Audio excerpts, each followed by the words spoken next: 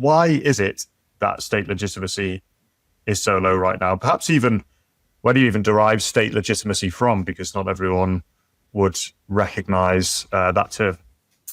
Well, obviously, it's, state legitimacy, I suppose, is from the consent of the governed. I think there are probably two concurrent issues here. And the first is that Labour were delivered to power with a huge parliamentary majority and actually not a particularly large majority in the population. Labour did not get swept to power on a, 1997 or 2019 style switching of the vote. They were delivered to power on the back of basically a complete collapse in the Conservative vote. That just set them up.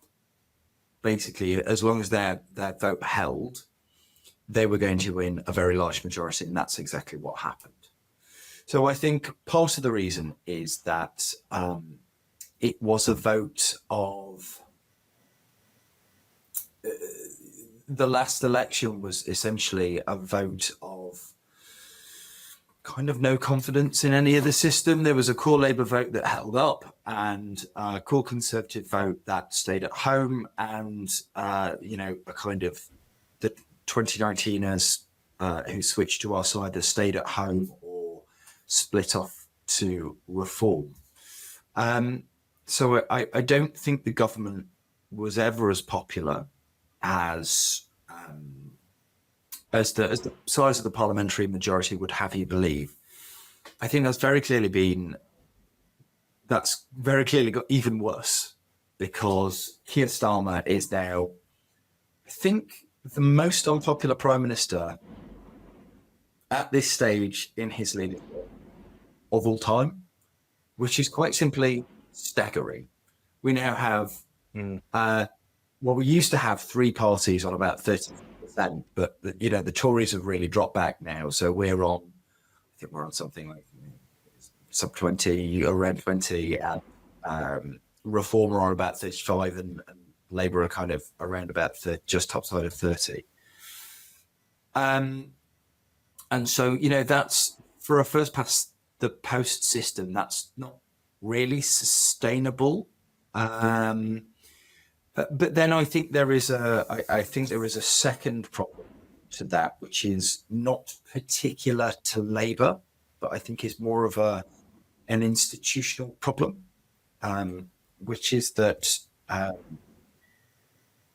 I think in large swathes of the country, people have ceased to believe that the state is working fundamentally in their interests. I think you see a lot more outrage at essentially a kind of the two-tier system that's coming forward. I think you see a lot of anger about that. I think you see a lot of anger on intergenerational lines, because, somebody my age, I'm 30. I think first 5 years of my life, I had some growth.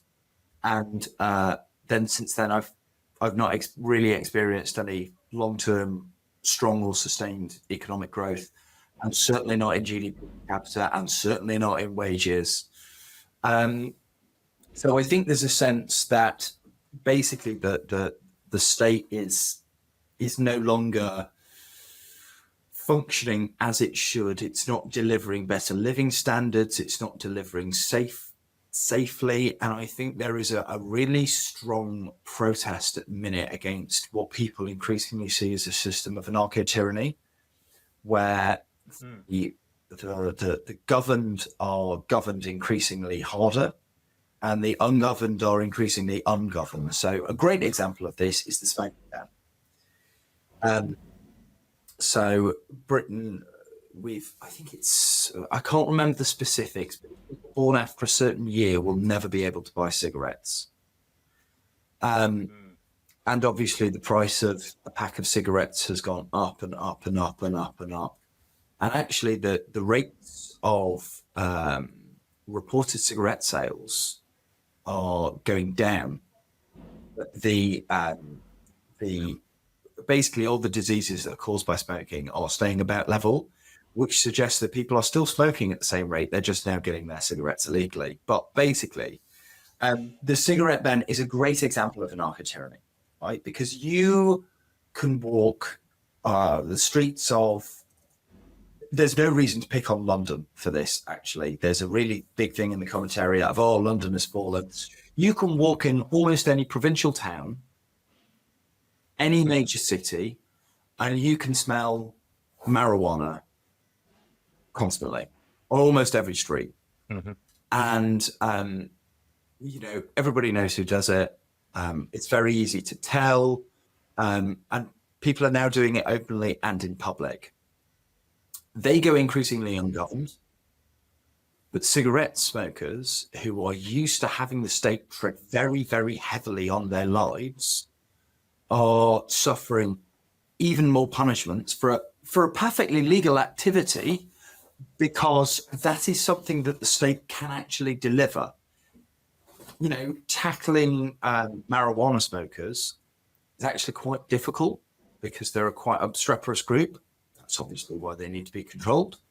And so because that's a bit too difficult, and because that's really hard, and because politicians, want a quick headline and they want to do the easy things, not the difficult things, then they go for something that is very easily enforceable, which is the cigarette ban. Taking that a bit further, I wonder if it's a similar example, even if the law does get involved in both instances, but just differently. And you mentioned two-tier. One of the big talking points that continues to rear its head in political life here in Britain is the jailing of Lucy Connolly for the tweet that she put out in the immediate aftermath of the Southport massacre of the young children. And she effectively said, enough's enough, set fire to the hotels full of the bastards from all I care, on about the hotels housing asylum seekers. 31 months she got in jail. And if anyone goes and spends any time on Twitter and types in Lucy Connolly, you can probably find thousands at this point of tweets showing examples of cases where, for example, second, third, first generation immigrants have been treated much less harshly under the law for things like rape, for attempted murder, all of the rest of it.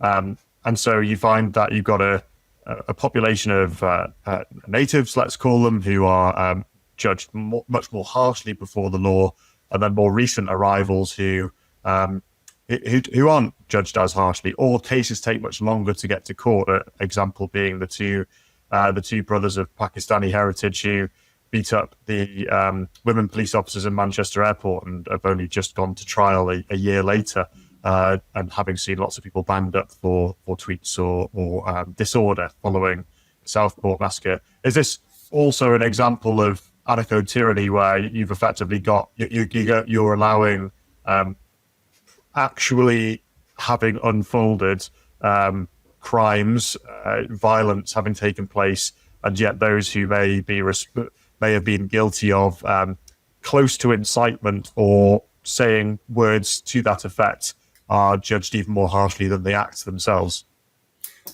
Yeah, I think that's a great example of anarcho-tyranny in action, and I think that leads us to this particular example of the legal system and the law leads us to some very dark places. So I think for the first time this year, the majority of people expressed that they have little to no faith in our judicial system.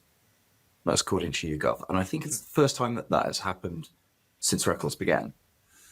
And so if you having a population, the majority of which has no faith in the judicial system, has some really, really dark consequences.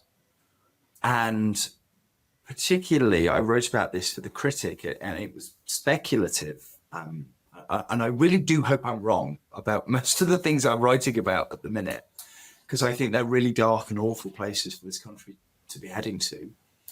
But I use the example of the LFG looking for growth guys, you know, going off and cleaning the tube, right? So that is a state failure. You know, the state spends lots of money. It has this responsibility. It does not do it. And so you can have a kind of civic-minded vigilantism where you go off and clean the tube, right? What happens, though, if you have a kind of civic-minded vigilantism for the judicial system because people have no longer have faith in it?